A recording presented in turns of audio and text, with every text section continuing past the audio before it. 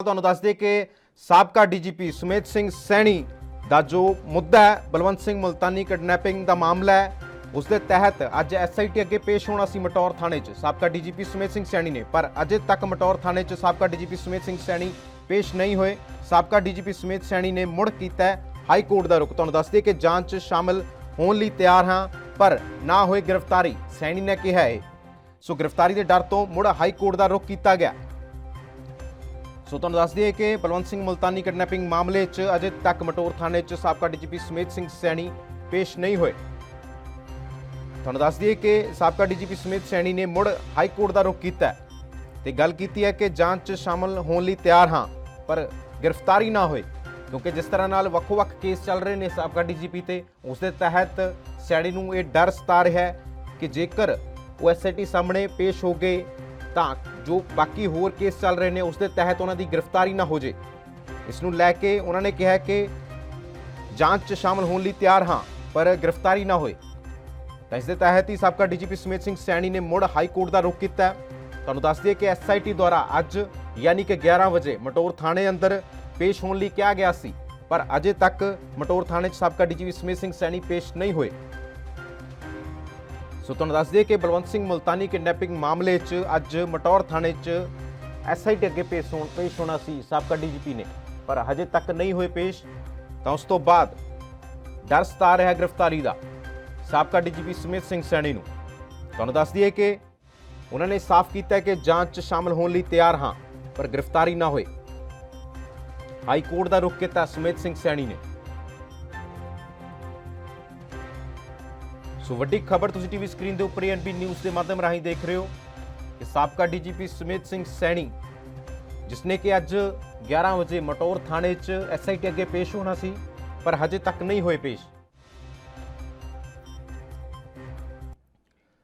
ਇਸ ਦੇ ਨਾਲ ਇਸ ਖਬਰ ਤੇ ਹੋਰ ਵਧੇਰੇ ਸਾਂਝ ਪਾਉਣਗੇ ਚੰਡੀਗੜ੍ਹ ਤੋਂ ਸਾਡੇ ਸੀਨੀਅਰ ਸਹਿਯੋਗੀ ਵਨੀਤ ਕਪੂਰ ਸਾਡੇ ਨਾਲ ਲਾਈਵ ਜੁੜ ਚੁੱਕੇ ਨੇ। ਵਨੀਤ, ਸਾਬਕਾ ਡੀਜੀਪੀ ਸੁਮੇਧ ਸਿੰਘ ਸੈਣੀ ਦਾ ਮੁੱਦਾ ਲਗਾਤਾਰ ਹੁਣ ਹੋਰ ਭਖਦਾ ਜਾ ਰਿਹਾ ਕਿਉਂਕਿ ਅੱਜ ਐਸਆਈਟੀ ਅੱਗੇ ਮਟੌਰ ਥਾਣੇ 'ਚ ਪੇਸ਼ ਹੋਣਾ ਸੀ ਪਰ ਹਜੇ ਤੱਕ ਪੇਸ਼ ਨਹੀਂ ਹੋਏ। ਤਾਂ ਦੁਬਾਰਾ ਮੁੜ ਤੋਂ ਹਾਈ ਕੋਰਟ ਦਾ ਰੁਖ ਕੀਤਾ ਗਿਆ ਤੇ ਗੱਲ ਕੀਤੀ ਗਈ ਹੈ ਕਿ ਮੈਂ ਜਾਂਚ 'ਚ ਸ਼ਾਮਲ ਹੋਣ ਲਈ ਤਿਆਰ ਹਾਂ ਪਰ ਗ੍ਰਿਫਤਾਰੀ ਨਾ ਕੀਤੀ ਜਾਏ। ਕੀ ਮਾਇਨੇ ਨਿਕਲ ਸਕਦੇ ਨੇ ਉਹਨਾਂ ਦੀ ਸਟੇਟਮੈਂਟ ਦੇ?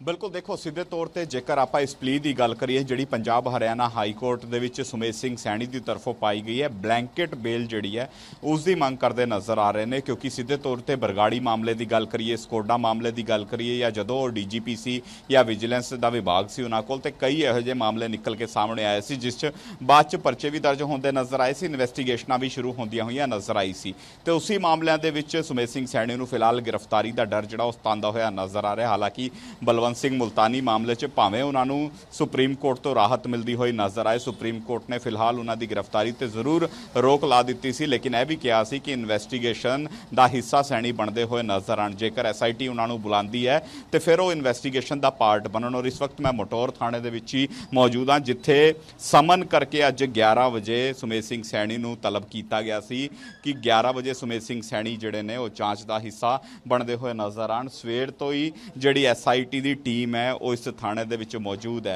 हरमन हंस SPD जिहड़े ने वो इत्थे मौजूद ने, विक्रम बड़ा DSP जिहड़े ने वो इत्थे मौजूद ने। इस तो इलावा थाना प्रभारी की गल करिए राजीव कुमार दी वो भी इत्थे मौजूद ने। इस तो इलावा भी SIT के जिहड़े होर मैंबर ने वो इस वक्त थाने दे विच मौजूद ने। सुमेध सिंह सैणी का इंतजार किया जा रहा है कि कदों सैणी आणगे और उन्हां नाल पुछगिछ जिहड़ी है वो शुरू होएगी क्योंकि SIT इस मामले दे विच कई वड्डे सवाल जिहड़े वो तैयार करके बैठी हुई है। सैणी जदों इत्थे आंदे ने ते वो सारे सवाल जिहड़े ने उन्हां तो पुछे जाणगे क्योंकि इस मामले दे विच जिस ढंग दे नाल अगर आप कुलदीप के बयानों की गल करिए, जगीर सिंह के बयानों की गल करिए, उस तो बाद केस जिहड़ा वो काफ़ी स्ट्रोंग होंदा होया नज़र आ रहा सी। और जिस तरह नाल आ दो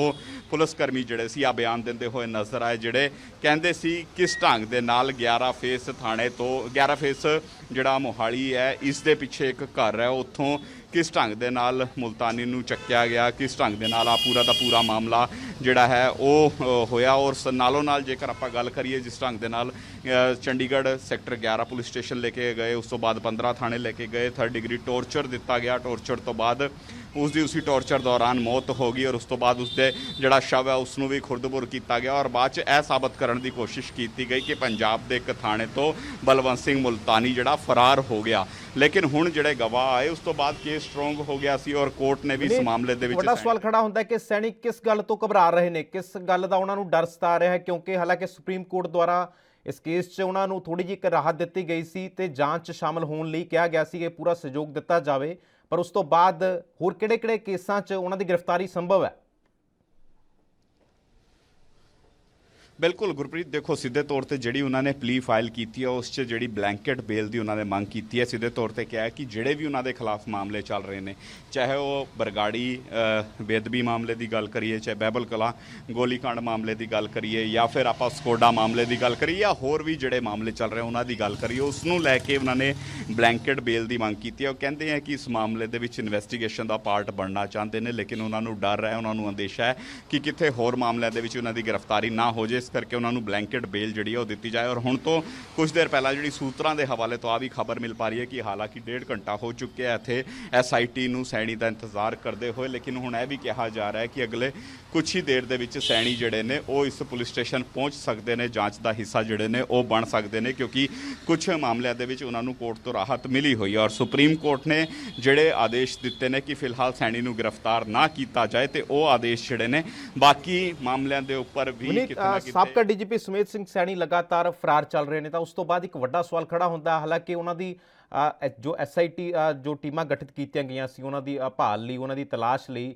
ਆਖਿਰ ਕਿਵੇਂ ਕੰਟੈਕਟ ਹੋ ਰਿਹਾ ਹੁਣ ਉਹਨਾਂ ਦਾ? ਆਪਣੇ ਜੋ ਉਹਨਾਂ ਦੇ ਨਾਲ ਦੇ ਨੇ ਬੰਦੇ, ਉਹਨਾਂ ਨਾਲ ਕਿਵੇਂ ਕੰਟੈਕਟ ਹੋ ਰਿਹਾ, ਜਾਂ ਐਡਵੋਕੇਟਸ ਨੇ ਜਿਨ੍ਹਾਂ ਨੇ ਪਟੀਸ਼ਨ ਦਰਜ ਕੀਤੀ ਹੈ ਹਾਈ ਕੋਰਟ ਦੇ ਅੰਦਰ ਜਾਂ ਗੱਲ ਕੀਤੀ ਗਈ ਹੈ, ਕਿਹੋ ਜਿਹੇ ਕੰਟੈਕਟਸ ਨਿਕਲ ਕੇ ਸਾਹਮਣੇ ਆ ਰਹੇ ਨੇ? ਐਕਚੁਅਲੀ ਇਹ ਚੀਜ਼ ਕਨਫਿਊਜ਼ਨ 'ਚ ਆ ਬਹੁਤ ਜ਼ਿਆਦਾ, ਕਿਉਂਕਿ ਅਫਰਾਦ ਦੱਸੇ ਜਾ ਰਹੇ ਨੇ ਸਾਬਕਾ DGP ਸੁਮੇਧ ਸਿੰਘ ਸੈਣੀ। ਦੇਖੋ ਸਿੱਧੇ ਤੌਰ ਤੇ ਹੁਣ ਅਗਰ ਸੈਣੀ ਦੀ ਗੱਲ ਕਰੀਏ ਤਾਂ SIT ਜਿਹੜੀ ਹੈ ਸਿਰਫ ਇਹ ਇੰਤਜ਼ਾਰ ਕਰ ਰਹੀ ਹੈ ਕਿ ਕਦੋਂ ਜਾਂਚ ਦਾ ਹਿੱਸਾ ਬਣਦੇ ਨੇ, ਕਿਉਂਕਿ ਸੁਪਰੀਮ ਕੋਰਟ ਤੋਂ ਸੈਣੀ ਨੂੰ ਰਾਹਤ ਮਿਲ ਚੁੱਕੀ ਹੈ। ਆਪਣੇ ਵਕੀਲਾਂ ਦੇ ਸੰਪਰਕ ਦੇ ਵਿੱਚ ਲਗਾਤਾਰ ਸੈਣੀ ਹੈ, ਕਿਉਂਕਿ ਜਿਸ ਢੰਗ ਦੇ ਨਾਲ ਇਸ ਮਾਮਲੇ ਦੇ ਵਿੱਚ ਸਮਨ ਜਿਹੜਾ ਉਹਨਾਂ ਦੀ ਕੋਠੀ ਦੇ ਬਾਹਰ ਲਾਇਆ ਗਿਆ ਸੀ, ਇਸ ਤੋਂ ਇਲਾਵਾ ਉਹਨਾਂ ਦੇ ਜਿਹੜੇ ਵਕੀਲ ਨੇ ਉਹਨਾਂ ਨੂੰ ਵੀ ਸਮਨ ਦੀ ਕਾਪੀਆਂ ਭੇਜ ਦਿੱਤੀਆਂ ਗਈਆਂ ਸੀ ਕਿ ਸੈਣੀ ਨੂੰ ਜਿਹੜਾ 11 ਵਜੇ ਇੱਥੇ ਪਹੁੰਚਣਾ ਹੈ, ਜਾਂਚ ਦਾ ਹਿੱਸਾ ਬਣਨਾ ਹੈ। ਆ ਸਮਨ ਇਸ ਲਈ ਭੇਜੇ ਗਏ ਸੀ ਤਾਂ ਕਿ ਸੈਣੀ ਜਿਹੜੇ ਨੇ ਉਹ ਇਸ ਮਾਮਲੇ ਦੇ ਵਿੱਚ ਜਾਂਚ ਦਾ ਹਿੱਸਾ ਬਣਦੇ ਹੋਏ ਨਜ਼ਰ ਆਉਣ। ਭਾਵੇਂ ਉਹਨਾਂ ਨੂੰ ਸੁਪਰੀਮ ਕੋਰਟ ਤੋਂ ਜ਼ਰੂਰ ਰਾਹਤ ਮਿਲੀ ਹੈ, ਲੇਕਿਨ ਇਨਵੈਸਟੀਗੇਸ਼ਨ ਦਾ ਪਾਰਟ ਬਣਨਾ ਹੋਏਗਾ। ਆਹੀ ਸੁਪਰੀਮ ਕੋਰਟ ਵੀ ਆਪਣੇ ਆਰਡਰਸ ਦੇ ਵਿੱਚ ਕਹਿੰਦੀ ਹੋਈ ਨਜ਼ਰ ਆ ਰਹੀ ਸੀ। ਇਸੇ ਕਰਕੇ ਕਿਤੇ ਨਾ ਕਿਤੇ ਫਿਲਹਾਲ ਗ੍ਰਿਫਤਾਰੀ ਦਾ ਡਰ ਉਹਨਾਂ ਨੂੰ ਦੂਜੇ ਮਾਮਲੇ 'ਚ ਜ਼ਰੂਰ ਸਤਾ ਰਿਹਾ ਸੀ, ਲੇਕਿਨ ਇਸ ਮਾਮਲੇ ਦੇ ਵਿੱਚ ਉਹਨਾਂ ਨੂੰ ਰਾਹਤ ਸੀ। ਲੇਕਿਨ ਹੁਣ ਜਿਹੜੀ ਬਲੈਂਕਟ ਬੇਲ ਦੀ ਖਬਰ ਨਿਕਲ ਕੇ ਸਾਹਮਣੇ ਆ ਰਹੀ ਹੈ ਕਿ ਬਲੈਂਕਟ ਬੇਲ ਉਹਨਾਂ ਨੂੰ ਮਿਲੀ ਹੋਈ ਹੈ,